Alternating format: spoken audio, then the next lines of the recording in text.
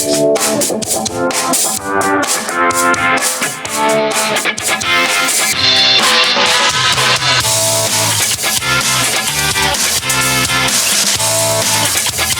by Riverside FM.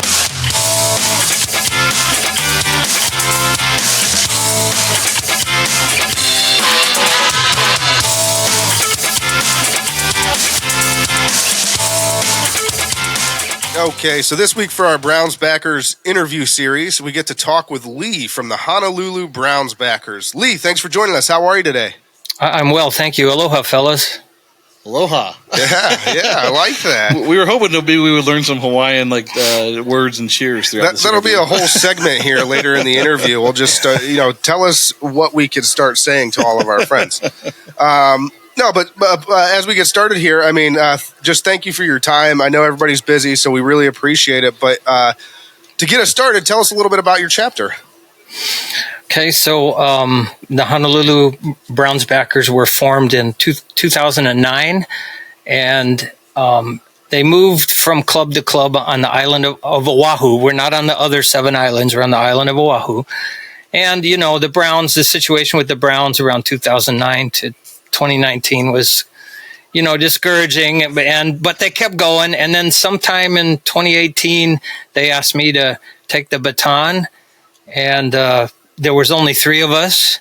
And thanks to my vice president, Kenneth Santiago Burton, he got the people together so we could go ahead and apply for a charter.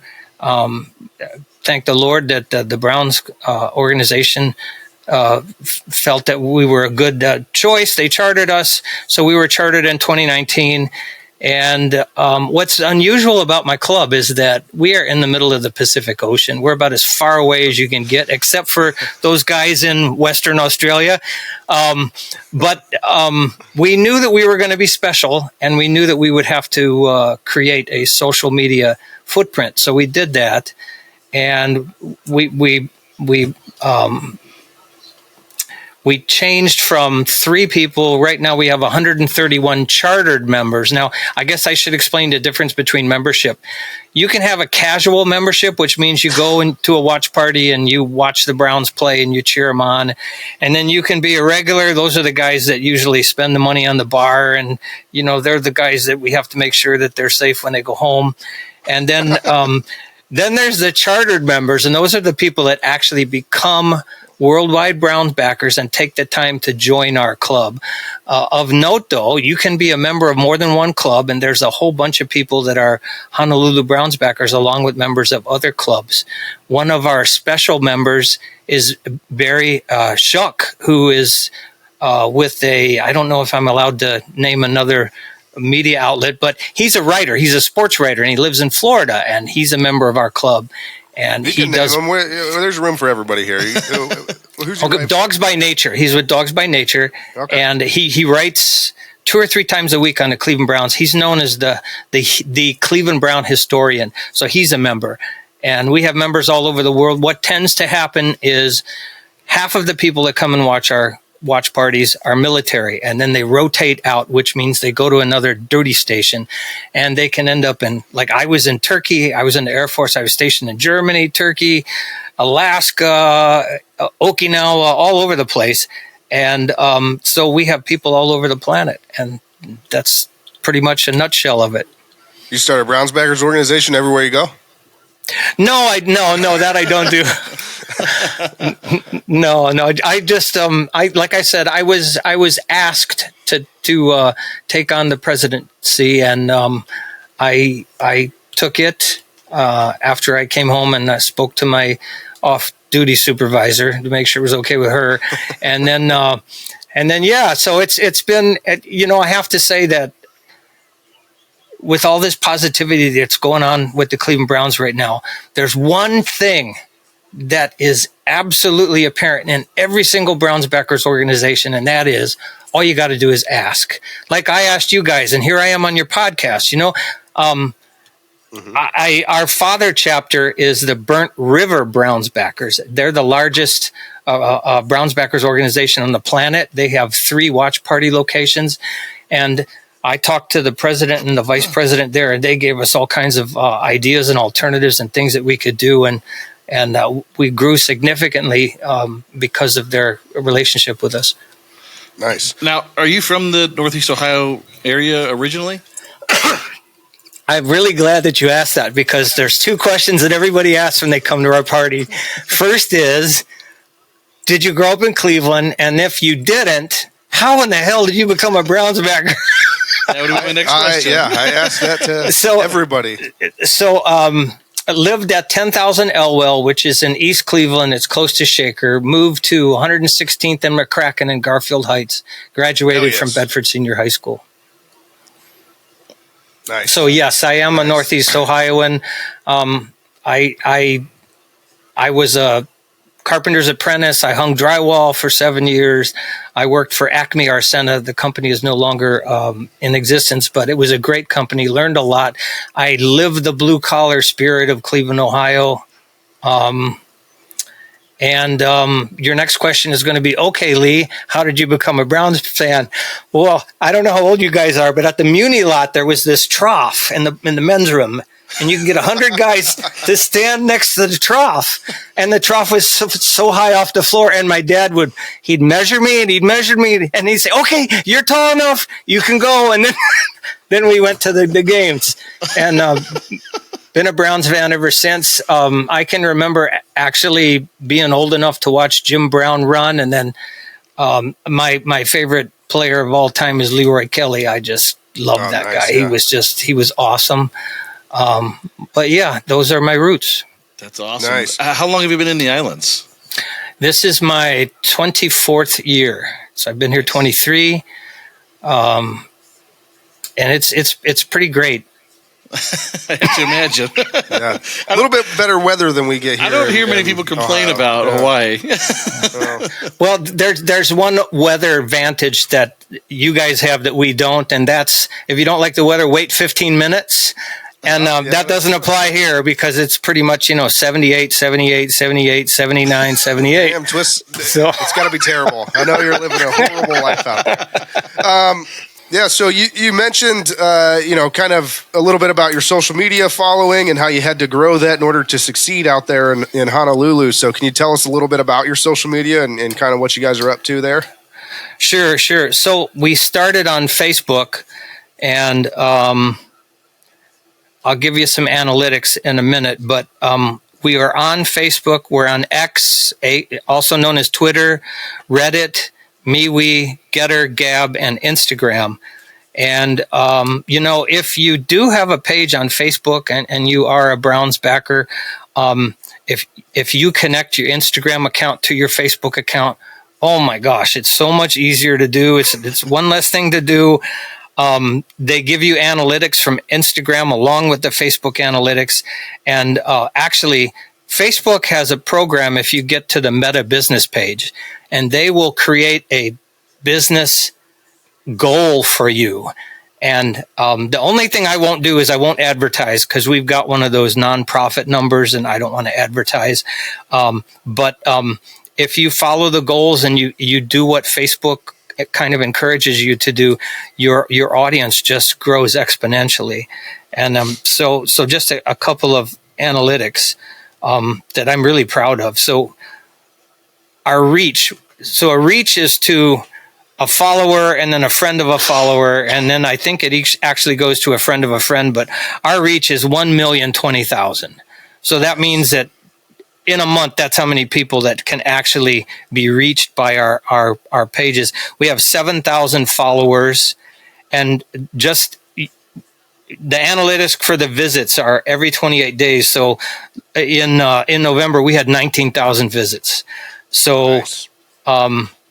There's a lot of work that goes into it. It's not something that is just comes free, but we had to do it as a necessity because that was the only way to reach out to people. And now what has happened is people reach to us and say, "Hey, we're coming to Hawaii. We want to come to your place."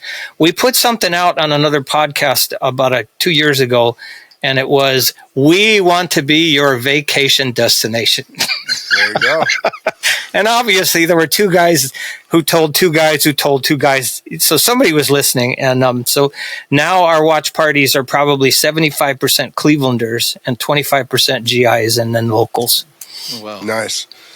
No, and I totally understand all of the things that go into social media. I'm the social media manager for Tapin Media and our podcast here, Burning River Sportscast. So I get it. It's not easy. I mean, people think, oh, you just put a couple things online and it's good to go. No, it's a lot. It's a lot more involved than that. So I get it, and I appreciate the hard work that you're putting in on your end to make yourselves grow. You did mention that everybody wants to come to you guys now. So what is your actual viewing location? Okay, so our business partner is the Waikiki Brewing Company. They're at 831 Queen Street in Honolulu, Hawaii, 96813. They're an awesome business partner. To begin with, they gave us a section. And then they gave us a bar, and now we have an entire porch, which is called lanai in Hawaiian. There's one of your words, lanai. And then they opened up this asphalt area adjacent to the lanai, and they have the cornhole games, and they have a bunch of stuff for kids to do. They have chalk for the little kids, and we don't advertise it, but you'll see in a lot of our postings that people who live downtown in the apartments, they bring their canines, their dogs. And so they're all allowed to come there. That asphalt area where the dogs are, and which is away from the bar and the restaurant and everything, we call that the Muni Lot Hawaii. And they're awesome business partners. Every couple years they'll do something to try to help us increase our membership. Like I had mentioned that one of the reasons that we're so very different from Browns Backers organizations on the mainland is the laws.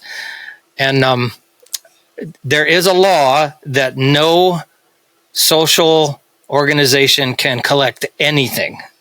So we can't do a 50-50 raffle. We can't collect money. We can't collect funds. We can't do any of that kind of stuff.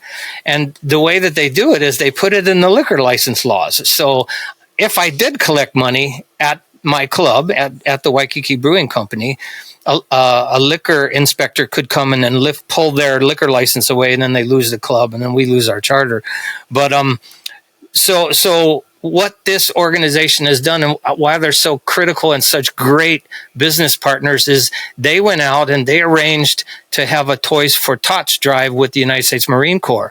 And so they collect and we assist.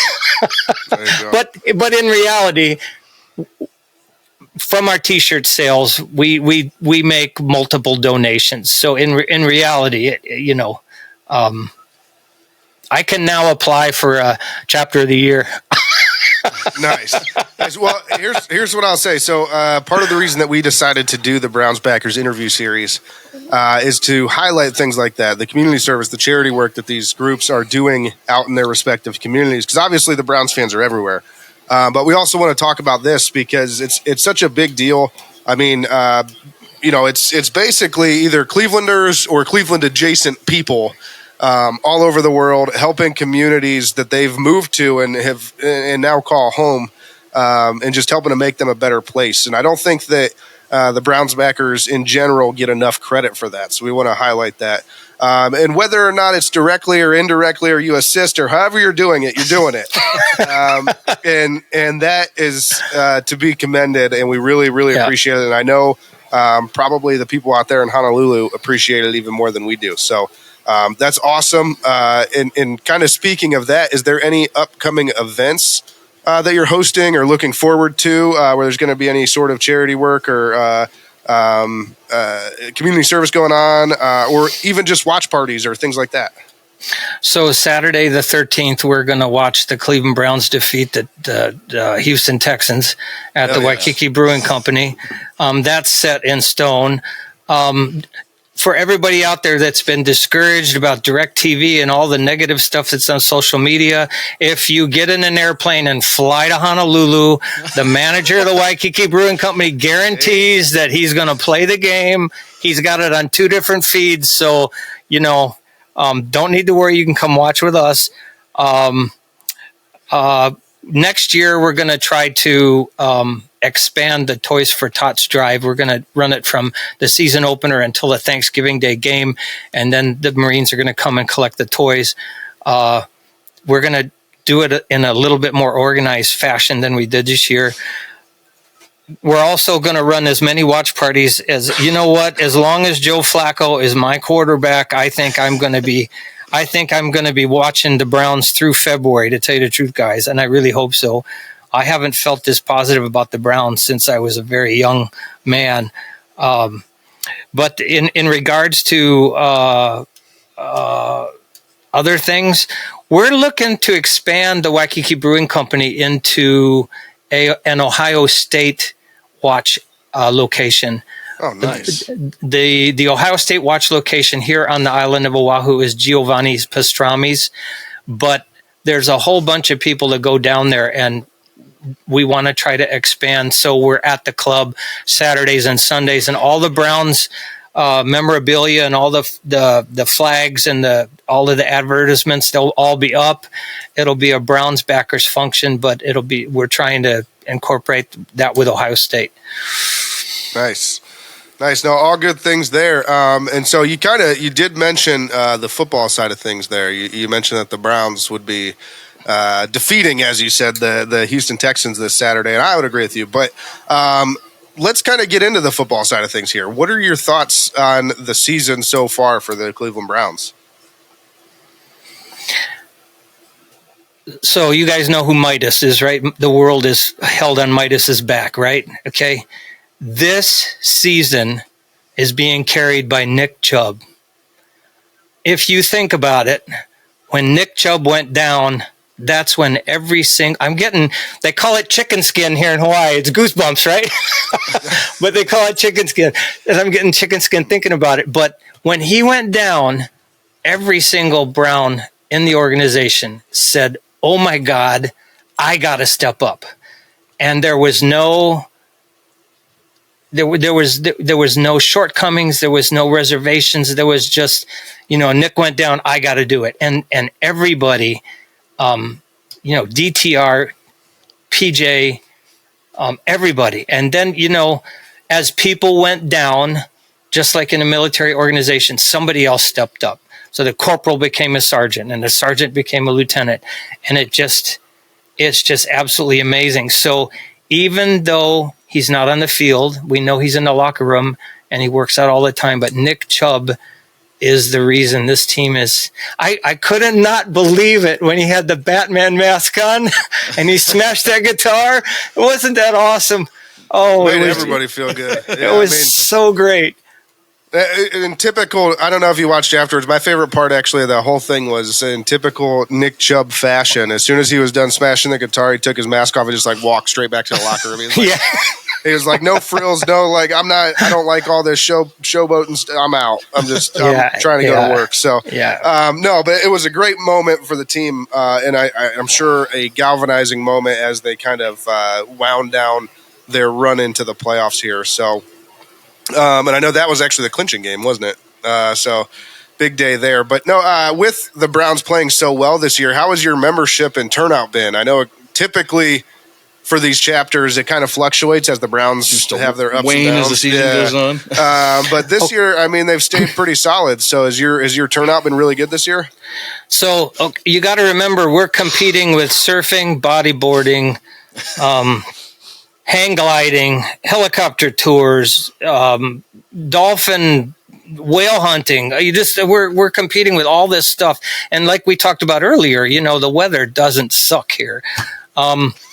No, our record is 65, and we have been hovering really close. So the last game last Sunday was 63, but we anticipate having 85 or over for the next series of games. Yeah.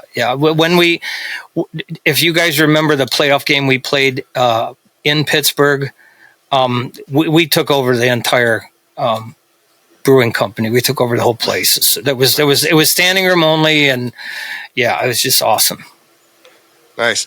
No, and so I guess with that though, let's look to this week. I mean, obviously, you said you think that they're going to beat the Houston Texans, but very different challenge this week with CJ Stroud back in the lineup. Yeah, a lot different than the last time we saw him. I like that outlook, Lee.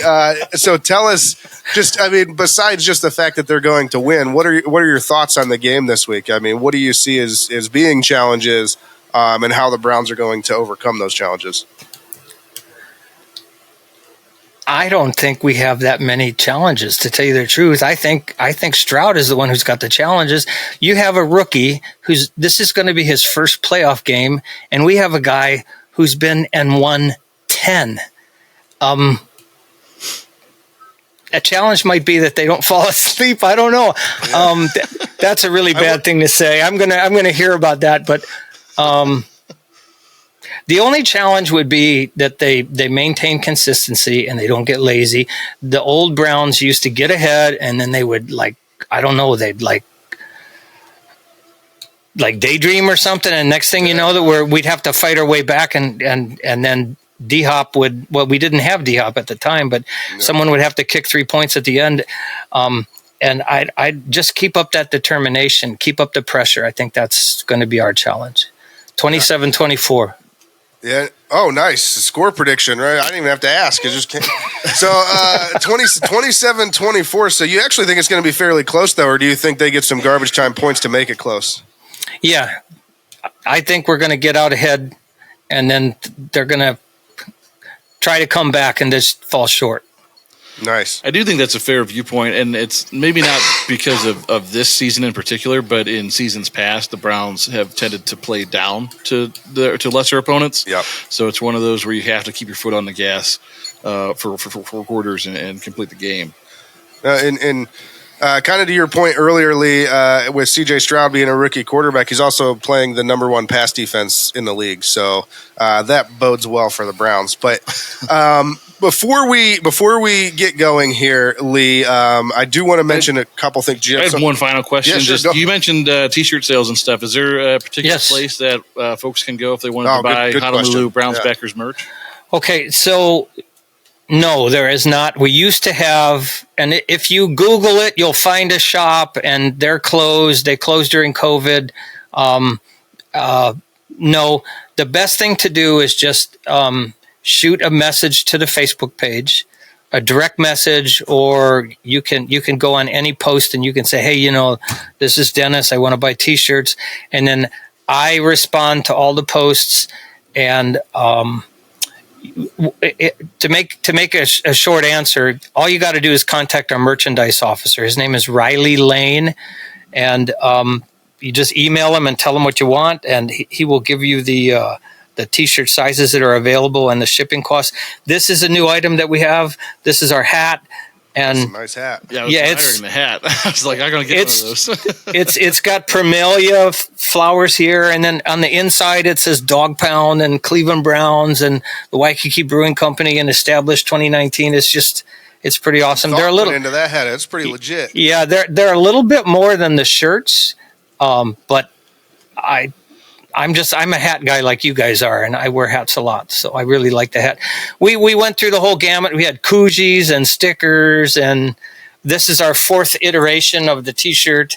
It is what it is. We're going to celebrate our 15th anniversary next year, 15th from starting, and it'll be our 5th chartered year. So I don't know if we're going to do anything special, but all of the officers will discuss that, and then we'll put it out if we decide to do something. But yeah, thank you guys for asking. I can send you that link when I send you the other links. Please do. We can include it in some of the things that go out for us. But like I was saying, your logo is top notch. I mean, we're suckers for good logos, and you guys like one of the better ones. So, well, that's all due to Greg Louse. He was our first merchandise officer, and he actually paid a graphic artist to come up with that. Nice. Well, it looks good. But now, like I was saying before we get going, there is a few things that we want to talk about. The first thing is that the Burning River Sportscast, is brought to you by who, Kenny?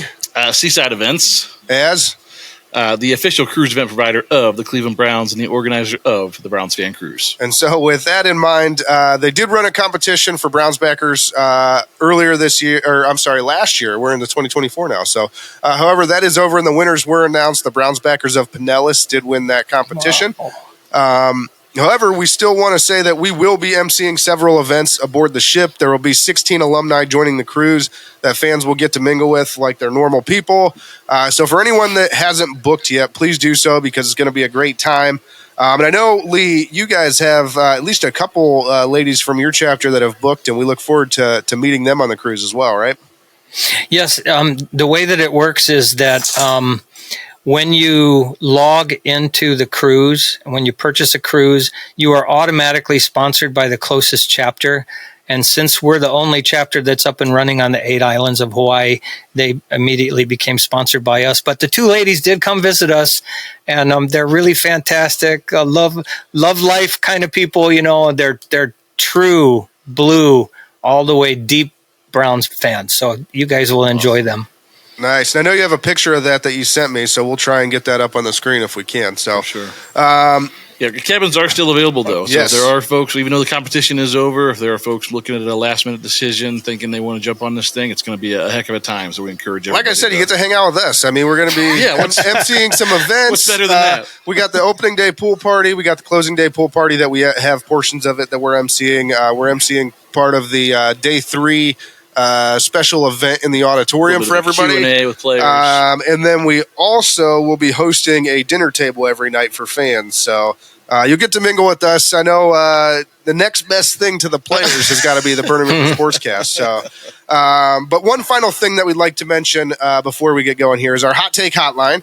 And Kenny, why don't you tell them a little bit about the Hot Take Hotline? Sure thing. So we established a voicemail box for all Browns fans that can call any time of day, 24 hours a day, 7 days a week, to let us know what their thoughts are. Could be frustration, could be happiness, could be sadness, could be all 3 of those emotions at once, or any emotion you might have. But we just want to hear from Browns fans. So we love to hear from Browns fans across the country that have something to say about our team, and that we take the best takes and we put them on our show and then react to them weekly. But if they want to call in, that number is 330-227-8080. We'll throw it on the screen here for the video version as well. But once again, it's 330-227-8080. We look forward to hearing from hopefully some folks down in the islands. Yeah, absolutely. And Lee, real quick, is there anything else that you want to say to Cleveland fans that maybe have moved away from Northeast Ohio and are missing their fellow Browns fans, potentially looking for kind of a group to join that they can watch the Browns games and also give back to their community? Do those things exist? Is that something that is out there? Sure. You know what? I watch you guys religiously, and I watch all the Browns Backers interviews that you guys do. And this mantra is said over and over and over again. Browns fans are everywhere. Don't watch a Browns game by yourself. Get out there, look in your local area, bang the trees, find somebody, and then get with the Browns fans. That's the best That's the best way to watch a Browns game. Hell yes, absolutely. And listen, Lee, it has been great having you. We really appreciate it. Again, thank you for your time. Thank you so much. And we hope to get out there to Hawaii and meet you in person someday. So now we got to do the Hawaiian word of the day. You ready? We did aloha already, right? We did aloha. Yeah. Aloha is hello and goodbye, right? And goodbye and I love you. Okay. Oh, nice. Okay. So the next one is palekana. Palekana. Oh man, you guys are good. Yeah, palekana. That means be safe. So you can say aloha and palekana. Aloha Perfect. and palekana. Palekana. Love it. Nice. You got any more? Yeah, but they're not as nice as that one. There we go. We'll get those ones off the air so that we can use them when we go to Hawaii. There you go. Fit in with the locals. But no, once again, Lee, we really, really appreciate it. Thank you so much for joining us, and hopefully we'll talk soon. Aloha and palekana. Yeah.